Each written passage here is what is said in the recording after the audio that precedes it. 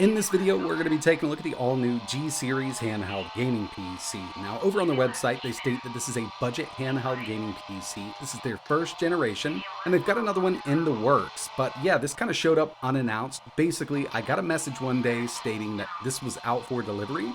I really wasn't sure what to expect, and initially, taking a look at it, I thought it was an Android device. But sure enough, it's actually running Windows. It's not powered by an ARM chip. It's actually got an x86 CPU. And we've got detachable controllers here, along with a big 10.5-inch IPS display. Obviously, a lot of inspiration came from the Legion Go and the 1X player handhelds that have the detachable controllers. It's also got a built-in kickstand around back, and while these controllers are connected to the unit itself, they're working as a USB controller. It actually shows up as an Xbox controller, but obviously you can disconnect them and then they'll work wirelessly. In the past, we have seen some companies come to the market with these larger handheld gaming PCs, but this has definitely taken the cake for size because the screen on this is actually coming in at 10.5 inches. It's a 60 Hz IPS display with kind of an odd aspect ratio for a handheld gaming PC. 3:2, and I know there's a lot of games out there that are going to scale up properly. The Surface Pro does have that same kind of aspect ratio, but in my opinion, it's a bit odd for a handheld gaming unit. They're really not touting this as an emulation machine, but yeah, you can definitely get some emulation out of the way. And again, around back, we've got that built-in kickstand. The whole center body on this is constructed of aluminum. The controllers are plastic, and this utilizes a 2280 M.2 SSD. You can take it up to 2 terabytes if you wanted to. Up top, we've got our power button, volume buttons, full-size USB 3.2, mini HDMI, USB Type-C, micro SD card slot, and a 3.5mm audio jack. The detachable controllers here are very reminiscent of what 1X has done. I mean, basically the same kind of mechanism. It's using the pogo pins to attach like a USB controller once it's connected to the device itself. Linear triggers around back feel pretty decent. I would love to see the full-size analog sticks here. They definitely feel a bit smaller, and I'm not sure if it's the cap or not. Buttons are kind of firm, and you can see the D-pad on this side is almost a flat D-pad. Personally, not a huge fan of it, but these controllers do work better than I thought they would. And of course, once we have these controllers detached, you could use the midsection as a 10.5-inch Windows tablet.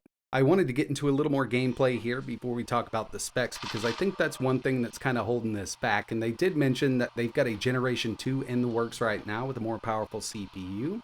But as you can see on screen right now, it does run Crysis, and this is actually the original Crysis. I've taken this down to low settings. We're at 1920 by 1280, and it's not too bad. I mean, it's a playable experience, but it would be nice to have a little more power so we could really take these settings up. And if you take a look at Afterburner up in the top left-hand corner, I've got all my metrics listed. The TDP was something that I was kind of interested in just to see what this little CPU iGPU combo is pulling, and it's only up to around 11.5 watts while gaming. I've seen it hit a maximum of 16 watts in total while stressing this thing out. But again, after we talk about these specs, you'll see exactly why I'm saying the CPU is going to be holding this unit back. Now, this is known as the G-Series handheld. It's got a 10.5-inch IPS display, resolution of 1920 by 1280, 60 Hz, 100% sRGB. You can pick this up with either 16 or 32 gigabytes of internal RAM, and 512 to 2 terabytes of storage. And again, it uses that 2280 M.2 SSD. Full aluminum shell, detachable game pads are plastic. It's got Wi-Fi 5, Bluetooth 4.2, and it's running Windows 11. We've got a lot of the specs covered here, but one thing I haven't mentioned is the CPU. And you might have noticed the 2 games that I've shown off already were definitely older games. Dirt 3 and the original Crysis. And that's because this is actually powered by the Intel N95. This is a low-end 4-core, 4-thread Intel part that's used in basically netbooks nowadays. It can clock up to 3.4 gigahertz, and it's got a 16 execution unit Intel UHD iGPU up to 1200 megahertz. So this isn't going to win any benchmark awards, and it's definitely not a AAA gaming machine by any means. Next thing I wanted to do is test a few more games, and with that N95, it's not going to be running Wukong or even Cyberpunk at full speed, but I did test out Cyberpunk 2077 in this video. It'll be coming up in just a bit. What this thing can do is 2D games and indie stuff, and it does it pretty decently at that low wattage. Right now, I've got Cuphead, and what I've done is take the resolution to 720 and 800 depending on the game. So we've got that 3:2 aspect ratio display, but getting those lower resolutions in Windows at 3:2 is a bit hard. That's one of the reasons I mentioned it's a bit odd to have a display at this aspect ratio in a gaming handheld. Here's Hades 2 800p low settings running at 60 FPS. So yeah, I mean, if we try to take this up to the full resolution at that 3:2 aspect ratio, this game actually dips down to around 52 FPS, and Hades 2 isn't a super hard game to run.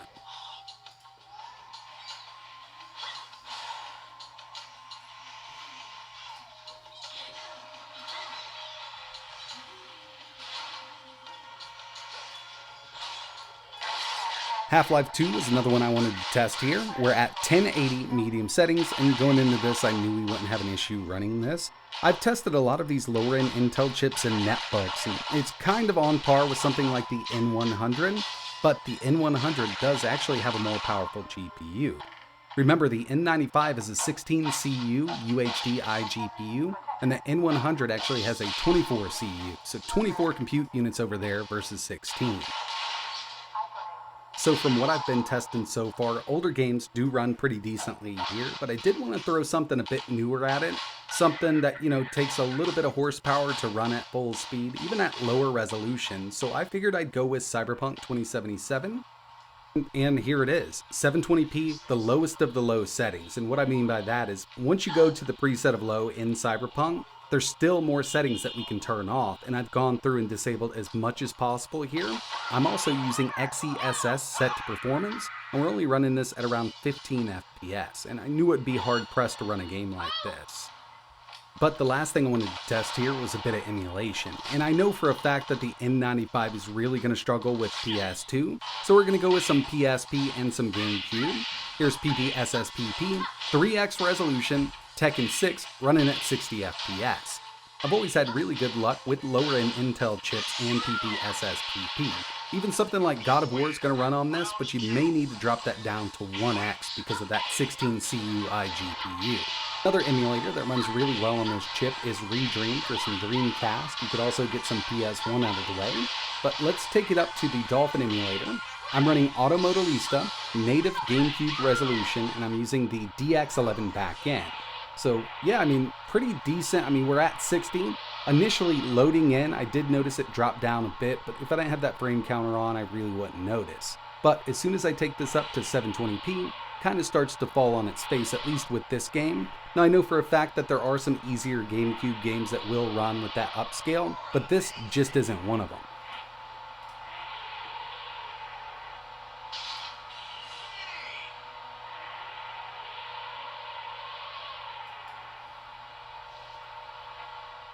So obviously, with the performance we're seeing here out of that Intel N95, it's going to be a hard pass from a lot of people out there.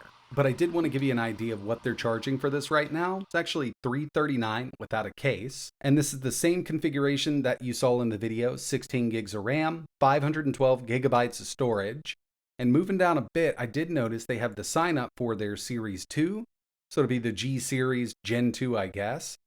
Ryzen or Intel. And if we move down, it does not say what Ryzen chip it's going to be using, but it's a higher end Intel. It's the N305. So it's to be determined for the Ryzen, I guess. This will put out a bit better performance, but I'd love to see what kind of Ryzen chip they're going to be using in their next one, just so we can kind of get an idea of what kind of performance that one's going to be putting out when you compare it to the N95 version. To tell you the truth, something like this would probably be better off with an ARM chip running an operating system like Android. If you're trying to hit that price point, you can definitely do it with ARM. But putting an N95 in this thing really doesn't make a lot of sense, and it kind of feels like an afterthought. Maybe they had an option to pick up these screens, battery, and everything for like a tablet-style device, and decided to go ahead and throw some controllers on the side. One thing I really didn't bother testing with this was cloud gaming and just game streaming. When it comes down to it, basically any chip on the market, even this N95, is going to be able to handle that just fine. And we've got Wi-Fi 5 built in here. So if you wanted to use Moonlight, Steam Link, GeForce Now, or xCloud, it's going to work out just fine on this device. But again, we can do that same thing on lower-end Android devices, and they could have definitely brought the cost down. So in the end, with the specs here and the performance we saw, it's really hard to recommend this one. but hopefully their Generation 2 does come to the market with a more powerful AMD CPU, and if I get my hands on that, I will definitely make a video. But that's going to wrap it up for this one. If you've got any questions, let me know in the comments. And like always, thanks for watching.